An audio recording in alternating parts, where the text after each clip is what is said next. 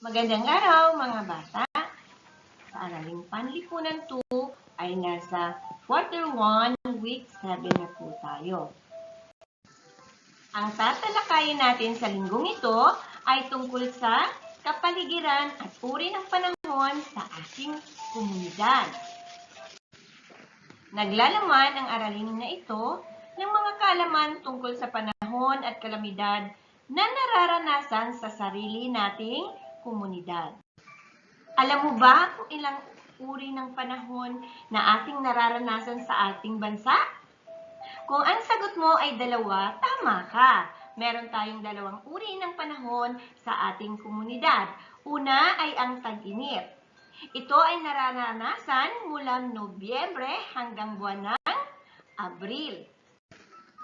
Ang ikalawang uri ng panahon na ating mararanasan sa ating bansa ay ang tag-ulan. Ang tag-ulan ay nararanasan mula sa buwan ng Mayo hanggang sa buwan ng Oktubre. Ang 2 uri ng panahon na ating nararanasan sa ating bansa ay may epekto sa ating kapaligiran. Ang epekto ng tag-init ay ang mga sumusunod. Una, natutuyo ang mga pananim. Pangalawa, ito ay nagiging sanhi na nagkakaroon ng sunog. Pangatlo, marami ring mga nagkakasakit. Matindi ang lagnat, sore eyes, allergy, at iba pa. Ang epekto naman ng tag-ulan ay ang pagkasira ng mga pananim, pagkalunod ng mga hayop, pagkatumba ng mga puno, kung minsan meron pang namamatay na tao. Dahil sa panahon ng tag-ulan, dito po ay nagkakaroon tayo ng baha o pagtaas ng level ng tubig. At kapag panahon ng tag-init, ang ating kasuotan din ay dapat nating iakma at iangkop sa panahon ng tag-init. Madalas po kapag maaraw ang ating panahon, ang ating isinusuot ay sando at shorts at mga maninipis na damit. Kapag tag-ulan naman, ang isusuot nating damit ay mga makakapal at mahahaba ang manggas. At maghanda na rin tayo ng mga bota at kapote. Sa ating paligid o komunidad, may mga natural tayong kalamidad o sakunang nagaganap o ating mararanasan. Itinuturing ng mga pangyayaring nagdudulot ng malaking pinsala sa kapaligiran, ari-arian, kalusugan ng mga tao sa isang komunidad. May kalamidad tayong tinatawag na lindol. Alam mo ba kung anong ibig sabihin ng lindol?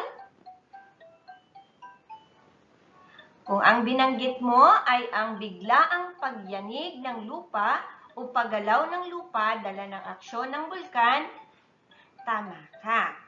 Ito ay tinatawag na lindol. Ilang minuto ba natin mararamdaman ang pagyanig ng lupa kapag may lindol? Kadalasan ang lindol ay nagtatagal ng 30 hanggang 60 na segundo at maaari pang sundan ng ilang pagyanig. Ang isa pang kalamidad ay ang pagbaha. Ano ito? Ang pagbaha ay labis na pag-apaw ng tubig dulot ng malakas at tuloy-tuloy na pag-ulan. Isa pang kalamidad ay ang tinatawag na bagyo. Ito ay ang malakas na hangin na may kasama ding pag-ulan. Isa pang kalamidad ay ang sunog sa bundok. Ito ay ang pagkasunog ng mga puno sa kabundukan, dala ng matinding init. Ito ay nangyayari kapag ang panahon natin ay tag-init. Ang sunod na kalamidad ay ang pagsabog ng bulkan. Ang pagsabog ng bulkan ay lubhang mapinsalang kalamidad. Ito ay ang pagbuga ng mainit na lava mula sa ilalim ng lupa na nagiging dahilan sa pagkasira ng ating kapaligiran. Ikaw ba ay nakinig sa aking pagtalakay kanina? Subukan natin. Magkaroon tayo ng maikling pagsasanay. Pipiliin nyo lang ang inyong sagot sa kanang bahagi ng screen at isulat ito sa papel.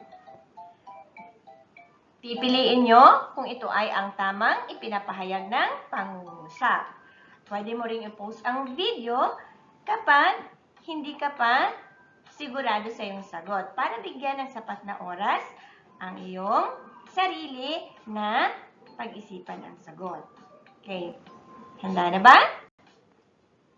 Okay. Number 1. Ito ay ang pagtaas ng tubig sa lansangan. Ano ito? Next. Ito ay malakas na hangin na may kasamang pag-ulan.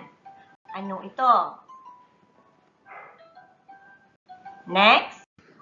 Ito ay ang biglaang pagyanig ng lupa o paggalaw ng lupa. Next.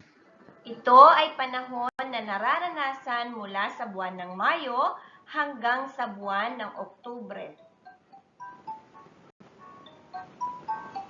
Next. Ito ay ang panahon na kung saan natutuyo ang mga pananim.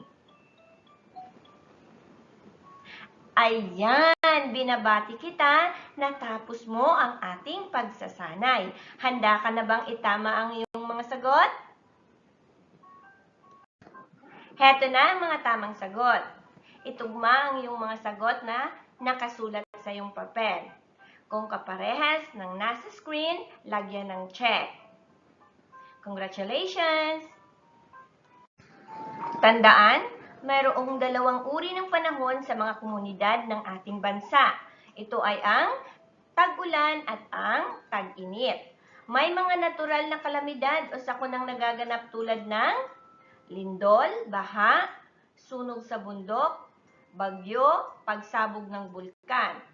Ito ay nagdudulot ng iba't ibang epekto sa anyong lupa, anyong tubig at sa tao. Kaya, mag-ingat palagi sa ating pang-araw-araw na ginagawa. Paalam! Ingat!